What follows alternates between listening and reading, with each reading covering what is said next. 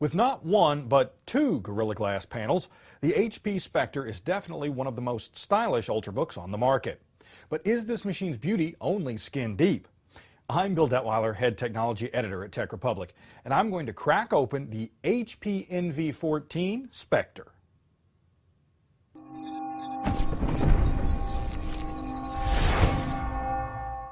Unlike the MacBook Air, there are no tamper-resistant screws holding the Spectre's case together. I began cracking open the machine by removing the battery cover and then the battery.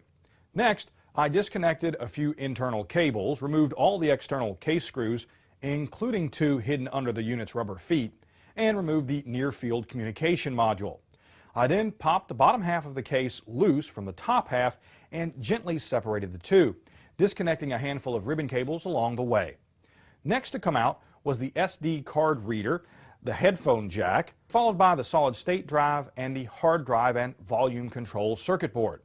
The touchpad was the last component I removed from the upper case. Now, moving over to the Spectre's lower case, I first disconnected the lid's display and antenna cables, then removed the hinge screws and the lid itself. I then removed the wireless card, cooling fans, motherboard and power port screws, and the motherboard itself. Lastly, I disconnected the RAM, power port, and removed the cooling assembly. With that, our teardown was complete. So what did I learn about the Spectre from our teardown?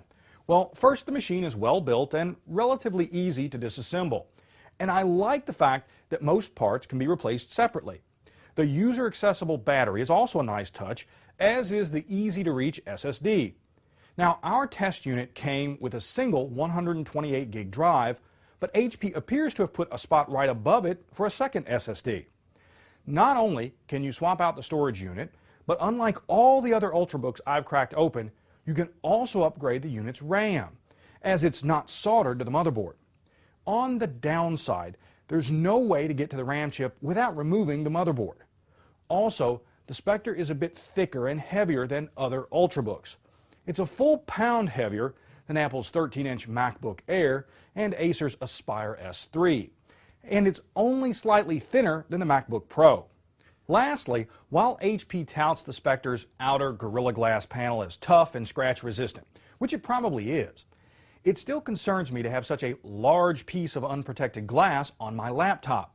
Now, I haven't conducted any puncture or shatter tests on our machine, so my fears of opening my laptop bag and finding it full of broken glass may be completely unfounded. I sure hope so. The Spectre is definitely an eye-catching Ultrabook, and as our teardown shows, it's well built, has solid hardware, and is easy to work on. But it's also on the pricier end of the Ultrabook market. As of this taping, an entry-level Spectre with a Core i5 CPU, 4 gigs of RAM, and a 128 gig SSD retails for $13.99. Now, upgrading to a Core i7 and a 256 gig SSD raises the price to $18.99. This is a full-featured Ultrabook with a full-featured price. For Tech Republic, I'm Bill Detweiler, and this has been a cracking open of the HP NV14 Spectre.